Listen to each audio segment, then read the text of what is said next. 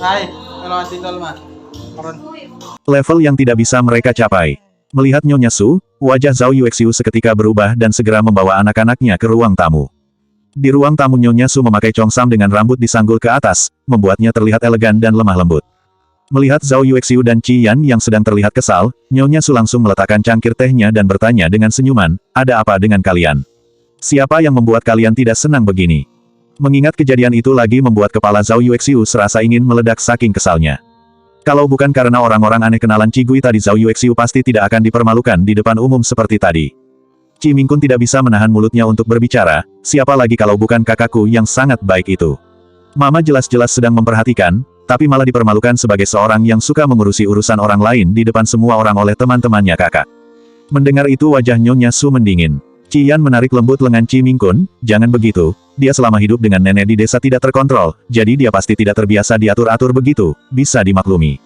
Qi Mingkun hanya tertawa kecil dan tidak berbicara lagi. Ini adalah masalah keluarga orang lain, sehingga Nyonya Su malas menanggapinya, lagi pula dia juga merasa tidak berguna jika membahas tentang Qi Gui sekarang. Dia berbicara dengan hangat melihat wajah malu Zhao Yuexiu, "Aku hari ini ke sini dengan suamiku. Linggui Group di Haidu akan mengadakan proyek baru tahun ini, mungkin ini kesempatan utama untuk kerja sama kita." Mendengar ini wajah Zhao Yuexiu berubah total, akhirnya Linggui Group mulai membuka pelelangan. Linggui Group merupakan perusahaan yang baru saja berdiri, hanya dalam waktu 3 tahun saja perusahaan tersebut bisa berkembang dengan sangat cepat dan menjadi perusahaan terpandang di dalam negeri. Bahkan kekayaannya sudah menjadi peringkat kedua terbesar setelah keluarga Fu di ibu kota. Bagaimanapun juga kekayaan keluarga Fu sudah diturunkan dari generasi ke generasi selama ratusan tahun, tidak peduli informasi dari dalam atau dari kekuatannya, jika dibandingkan dengan perusahaan yang baru didirikan maka tidak akan bisa disandingkan. Setiap Linggui Group membuka proyek lelang, seluruh perusahaan besar di dalam negeri bahkan luar negeri akan tertarik untuk bergabung. Keluarga Su dan Qi sudah mempelajari tentang proyek lelang milik Linggui Group sebelumnya, melalui hubungan baik mereka di awal tahun, mereka sepakat untuk ikut dalam pelelangan, akhirnya tiba saat yang mereka tunggu, Linggui Group membuka pelelangan di tahun ini. Hah, akan sangat bagus kalau kita bisa kenal dengan petinggi di Linggui Group. Zhao Yuexiu mendesah lemas. Nyonya Su hanya menggeleng-gelengkan kepalanya pasrah. Untuk perusahaan sebesar itu, setidaknya keluarga raksasa menengah di ibu kota saja yang bisa mengenal mereka. Keluarga kaya level bawah seperti keluarga Su, jangankan naik ke atas, tangga menuju level tengah saja mereka tidak sanggup untuk memanjatnya. Qi Gui pulang dengan mobil fusi. Xin Gu dan beberapa pengawal lain masih mengikuti mereka di belakang. Di dalam mobil, salah satu pengawal berkata dengan menghela nafasnya panjang, "Sepertinya keluarga Qi akan jadi masalah cepat atau lambat, apa kita harus membereskan mereka dulu?" Xin Gu menggelengkan kepalanya, bagaimanapun juga ini masalah keluarga Nona Qi, kalau dia tidak memerintahkan, kita tidak usah melakukan apapun. Pengawal lainnya tertawa kecil dan berkata, "Bukankah ini ironis sekali, manusia setengah dewa seperti Profesor Qi harus mempunyai keluarga sebodoh itu.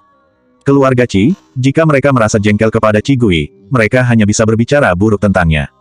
Begitu Qi Gui sampai di rumah dia langsung pergi tidur. Fusi keluar dari kamar Qi Gui, melihat Xin Gu yang bersandar di depan pintu, dia mengernyitkan keningnya tanpa mengatakan apapun dan langsung kembali ke rumahnya. Di dalam rumahnya, dapurnya masih terlihat gosong dan belum terlalu banyak perbaikan. Fusi juga tidak benar-benar mencari orang untuk membetulkan dapurnya, jika dapurnya sudah diperbaiki nanti bagaimana Fusi dapat membuat alasan untuk bisa menumpang makan di rumah Qi Gui. Fusi mengambil air mineral dari kulkas dan duduk di sofa, dia lalu menelepon ayahnya. "Ban 72 kita batalkan saja pertunangannya." Di saat yang bersamaan di rumah keluarga Qi, Nyonya Su dan Zhao Yuexiu sedang membicarakan hal penting dalam bisnis dan mengobrol tentang beberapa hal lain. Qi Mingkun yang tidak tertarik mencari alasan agar bisa pergi dari sana. Qi Yan duduk tenang di samping Nyonya Su. Mendengar Nyonya Su membahas tentang ibu kota, Qi Yan langsung bertanya ringan, "Ngomong-ngomong apa tante kenal satu orang di ibu kota yang bernama Fusi?" Qi Yan selalu memperhatikan orang-orang yang ada di sekitar Qi Gui. Qi Yan bertanya kepada Nyonya Su, bukan hanya karena Fusi memiliki aura bangsawan yang kuat, namun juga karena ketertarikan ibunya, Zhao Yuexiu kepadanya. Mendengar pertanyaan Qi Yan, Zhao Yuexiu ikut menyimak jawaban dari Nyonya Su. Qi Yan tidak bertanya dengan nada serius, dia hanya bertanya karena sedikit penasaran. Tidak disangka Nyonya Su yang mendengar pertanyaan itu seketika menegakkan punggungnya, "Kau kenal dengan tuan itu? Apa dia sangat berpengaruh?" Qi Yan mengerucutkan bibirnya dan meremas tangannya diam-diam, "Aku hari ini pergi ke rumah sakit dan tidak sengaja bertemu dengannya bersama Kak Qi Gui." Mendengar penjelasan Qi Yan, Nyonya Su menghela nafas dan tersenyum kecil, "Mungkin saja hanya namanya yang mirip dengan tuan dari ibu kota itu. Kami keluarga Su jangankan mengenal mereka secara langsung, untuk mengenal orang-orang terdekat keluarga Fu saja kami tidak mungkin." Dia mengangkat lagi cangkir di tangannya dan meminum kembali tehnya dengan perasaan yang tidak peduli, lagi pula tuan muda keluarga itu tidak tertarik untuk mengencani perempuan manapun, banyak gadis berkualitas emas di ibu kota pun, dia tidak memperdulikan mereka, dan juga. Dia berhenti berbicara sejenak untuk tertawa kecil dan menggelengkan kepalanya, selain tuan muda keluarga Fu, aku tidak pernah mendengar orang lain bernama Fusi. Qian merasa lega mendengar hal itu. Kalau Nyonya Su saja tidak pernah mendengar nama itu, berarti dia hanyalah orang dari keluarga biasa yang tidak akan bisa masuk ke level keluarga manapun. Memang kenapa jika dia mempunyai aura yang lebih hebat dari Su King? Tetap saja keluarga kecil sama sekali tidak bisa dibandingkan dengan keluarga Su. Hati Qian yang bergejolak seketika menjadi lega dan tenang kembali. Nyonya Su kembali pulang ke rumahnya dan menceritakan apa yang terjadi saat ia datang ke rumah keluarga Qi tadi, saat makan malam bersama keluarganya. Mendengar cerita ibunya Su King hanya diam dan tidak berekspresi apapun. Tuan Su hanya sedikit mengernyitkan keningnya. Nyonya Su berkata dengan hati-hati, gadis ini sangat susah diatur, kita sebaiknya membatalkan pertunangan ini secepatnya, kalau tidak nanti orang-orang bisa menyalahartikan hubungannya dengan keluarga kita, akan sangat buruk untuk reputasi Su King. Tuan Su menghabiskan separuh hidupnya hanya untuk mendapatkan anak berharga seperti Su King, dia sangat hebat sampai Tuan Su menganggapnya lebih penting dari apapun yang ada di dunia ini. Saat mendengar penjelasan Nyonya Su, hatinya sedikit tergerak, tapi masih ada sedikit keraguan, perjodohan ini berawal dari nenek anak itu dan kakek, neneknya sangat baik kepada kakek kita, itu sangat terkenal di lingkungan kita, kalau kita membatalkan perjodohan tanpa alasan yang jelas juga bisa merusak kredibilitas keluarga, dan juga kalau nanti gadis itu tidak terima dan menyebarkannya ke media sosial maka nama baik keluarga Su juga akan tercemar. Kekhawatiran Su King masuk akal juga. Nyonya Su menghela nafas, kakek juga pasti bingung saat itu, dia tidak bisa mengorbankan kebahagiaan cucunya seumur hidup. Su King mendengar itu langsung meletakkan sumpitnya, kakek hanya bilang untuk menikahi cucu perempuan keluarga Qi, tidak bilang cucu yang manakan. Tuan dan Nyonya Su tertegun. Saat perjanjian dibuat, Qian dan Qi Mingkun belum lahir, jadi tidak jelas cucu perempuan yang mana. Itu menjadi masuk akal jika dengan alasan yang seperti itu. Nyonya Su juga suka dengan Qian, anak itu bagus juga, dia lumayan pantas untuk keluarga kita. Su King menganggukkan kepalanya, aku dengar Profesor Liu Weiyi dari rumah sakit umum sangat optimis tentangnya, nanti saat magang aku akan membawanya langsung. Bab 73 tengah malam hanya untuk membicarakan ini. Perkataan Su King membuat mata Tuan Su dan Nyonya Su menjadi cerah. Profesor Liu Weiyi merupakan ahli bedah saraf otak terkenal di seluruh negeri, dia juga sedang berharap untuk bisa bergabung dalam kelompok ahli di Institut Medis Nasional tahun ini. Kalau bisa dibawa oleh Profesor Liu Weiyi, masa depan Qian pasti akan sangat sukses. Batin Nyonya Su dan Tuan Su. Nyonya Su berdiri dari posisi duduknya, aku akan membicarakannya dengan Nyonya Zhao untuk melihat apa Qi Gui bersedia untuk membatalkan pertunangan ini. Setelah berbicara begitu Nyonya Su langsung naik ke lantai atas. Zhao Yuexiu jelas merasa senang mendapat telepon dari Nyonya Su. Sebenarnya dia sudah lama ingin menjodohkan Qian dan Su King, tapi dia tidak berani untuk mengatakannya, karena takut keluarga Su akan tersinggung. Karena Nyonya Su sudah membuat keputusan seperti itu, dia tidak peduli lagi meski ini sudah pukul 11 malam, dia langsung bergegas untuk menghubungi Qi Gui. Zhao Yuexiu mencoba menelepon tapi langsung ditutup kembali. Dia lupa kalau nomor teleponnya sudah lama diblokir oleh Qi Gui. Dia lalu berjalan menuju ruang baca dan memberitahu Qi Changjing tentang hal ini. Meskipun Qi Changjing merasa sedikit kasihan dengan Qi Gui, tapi tidak bisa dipungkiri jika dia ikut bahagia dengan kabar tersebut. Untuk Qi Gui, dia bisa memberinya kompensasi dengan mencarikannya jodoh lain dari keluarga kaya di kota Nan yang sesuai dengannya. Yang terpenting adalah pernikahan Qian dan Su King nanti dapat membantu perkembangan bisnis keluarga Qi tanpa hambatan. Qi Changjing langsung memberikan ponselnya kepada Zhao Yuexiu, dan menyuruhnya untuk segera menelepon Qi Gui. Tengah malam pukul 11. Qi Gui sedang tertidur lelap, tiba-tiba terdengar suara nyaring dari ponselnya, dia terkejut dan langsung terbangun. Dia sangat mengantuk hingga tidak sadar mengangkat telepon itu begitu saja, karena Qi Gui mengira ada pasien mendesak yang perlu dioperasi, sehingga dia langsung mengangkat telepon itu. Namun ternyata malah suara Zhao Yuexiu yang terdengar di sambungan telepon itu. Qi Gui pulanglah ke rumah besok dan batalkan perjodohan dengan keluarga Su. Begitu telepon diangkat, Zhao Yuexiu tanpa sungkan langsung mengucapkan kata-kata perintah kepada Qi Gui. Kening Qi Gui mengkerut sedikit dan matanya mengisyaratkan ketidaksabaran. Qi Gui tidak bicara apa-apa, tapi Zhao Yuexiu merasa cemas di seberang sana, apa kau dengar itu? Aku dan ayahmu juga bermaksud baik, kau pasti merasa tidak enak juga harus menikahi keluarga mereka, mending berikan saja kesempatan itu untuk Yan Yan, 2 tahun lagi saat kau lulus nanti, ayahmu akan mencarikan suami yang baik dari keluarga kaya di kota Nan. Qi Gui menjawab agak kesal, kau meneleponku tengah malam begini hanya untuk membicarakan hal ini. Zhao Yuexiu tertegun, ini hal yang sangat penting. Apa ini sangat penting untuk Qian? Qi Gui hanya tertawa mengejek. Gui sedang sakit dan tertidur lelap, namun dibangunkan begitu saja membuatnya merasa sedikit kesal dan mengatakan sesuatu yang tajam.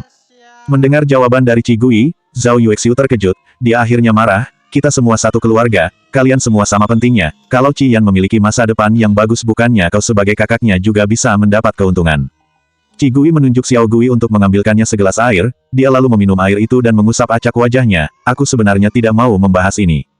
Zhao Yuexiu sangat senang karena begitu dia mau mengatakan sesuatu, Gui juga mulai berbicara, tapi kau menelponku tengah malam untuk ini yang menurutku sangat menyebalkan, nanti saja kalau suasana hatiku membaik kita bahas lagi tentang ini. Dengan ucapan itu Gui langsung menutup teleponnya dan otomatis menutup semua celotehan dari Zhao Yuexiu yang belum sempat dia ucapkan. Zhao Yuexiu yang sangat kesal kembali ke ruang baca dan mengembalikan ponsel Qi Changjing sambil mengeluh tentang Gui. Di luar ruang baca, Qian dan Qi Mingkun yang kebetulan sedang melewati ruang baca, mendengar pembicaraan ayah dan ibunya, Qi Mingkun mengernyit jijik, gadis kampung itu sungguh tidak tahu malu, beraninya dia mau menikahi keluarga kaya tanpa melihat kondisinya sendiri. Qian hanya menundukkan kepalanya tanpa berkata apapun. Saat keluarga Su menyarankan untuk pembatalan perjodohan. Esok paginya, Gui membukakan pintu untuk Fusi, raut wajahnya jelas tampak sedang tidak baik-baik saja. Fusi masuk ke rumah Gui, ia meletakkan bubur dan lauk di atas meja dan menoleh ke arah Gui, demamnya masih belum turun. Bab 74 Aku memang sampah. Gui sedikit mundur, menghindari telapak tangan Fusi menyentuh keningnya. Dia mengurut pelan otot-otot di keningnya, sudah turun, hanya saja aku tidak cukup istirahat tadi malam. Ada apa tadi malam? Tanya Fusi sambil dengan cekatan segera menuangkan bubur dan lauk ke dalam mangkok, seketika aroma harum dari makanan itu memenuhi ruangan. Hanya masalah sepele, Gui menjawab tenang. Fusi tidak bertanya lagi. Dua orang itu menyelesaikan sarapan mereka dengan tenang, setelah selesai makan Fusi segera kembali pulang. Gui sudah meminta izin ke kampusnya untuk tidak mengikuti perkuliahan karena ia sedang sakit, sehingga dia tidak perlu pergi ke kampus sebelum demamnya sembuh. Pagi itu dia hanya duduk di sofa dengan iPad di tangannya, dan dia melanjutkan diskusi tentang arah penelitian di institutnya. Saat hari mendekati siang, bel pintunya berbunyi. 2 hari ini Fusi selalu datang ke rumahnya saat jam-jam makan, baik pagi, siang atau bahkan malam.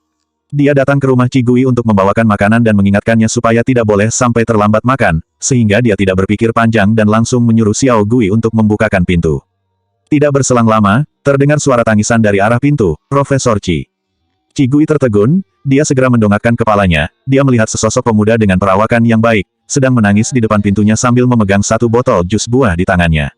Kepalanya tiba-tiba terasa sakit. Masuklah. Gui segera mengambil 2 cangkir dari dapur, ada apa kali ini? Anak muda itu masuk dan segera duduk di kursi depan ruang tamu rumah Gui, setelah itu Xiao Gui menutup pintunya. Melihat Gui datang membawa gelas, dia lalu berinisiatif untuk membuka botol minumannya dan menuangkan minuman itu untuk Gui dahulu, baru kemudian dia menuangkan 1 gelas lagi untuknya.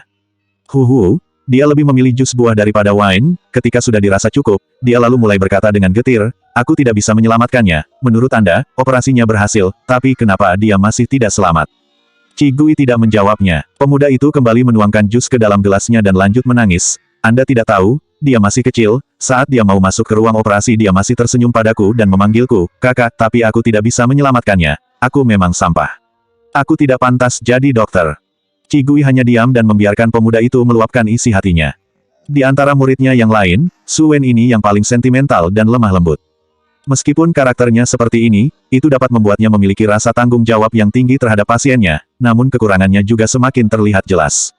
Contohnya seperti saat ini, mudah bagi dirinya untuk terlalu dekat dengan pasien. Dalam beberapa tahun belakangan ini, dia akan datang kepadanya dengan membawa 2 gelas jus jika pasiennya bisa disembuhkan atau ketika dia mendapat sedikit perlakuan hangat dari pasiennya. Tapi terkadang dia juga datang dengan tangisan dan meragukan dirinya sendiri karena telah gagal menyelamatkan seorang pasien. Gui sudah terbiasa akan hal itu. Dia menganggap Su Wen sedikit merepotkan, tapi dia juga tidak membencinya. Hanya saja Gui tidak mengira, jika Su Wen akan mengejarnya sampai ke kota Nan. Setelah menangis kurang lebih setengah jam, dia akhirnya sedikit tenang. Melihat itu Gui langsung berdiri dan menepuk pelan pundaknya, kau mau makan siang apa? Seakan mengerti jika Profesor Qi ingin menghiburnya dia cepat-cepat berdiri. Tidak usah, aku saja yang masak. Tidak bisa, Gui menolak mentah-mentah, masakanmu itu sungguh susah untuk ditelan, tidak enak sama sekali, buang-buang sayurku saja.